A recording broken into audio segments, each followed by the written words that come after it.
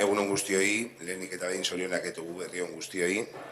Abenduko osoko bilkurari hasiera emango diogu, honeko gai zerrendarekin. Hasi baino lehen ere, José Ángel Seijo eta Aitor disculpan su no asistencia por diferentes motivos. Eta honeko gai zerrendarekin osoko bilkurari hasiera emango diogu. Lehenengo puntua, bake epailea deialdia, convocatoria juez de paz o jueza de paz. Bigarren puntua, 2020 lan egutegia, calendario laboral 2020. Hirugarren puntua, non hartuko dekretuen berri ematea, dación de cuentas y decretos. Laugarren puntua, galdera estelakoa, ruegos y preguntas. Zeo zer gai zerrendarekin, algo con el orden del día, alguna cuestión.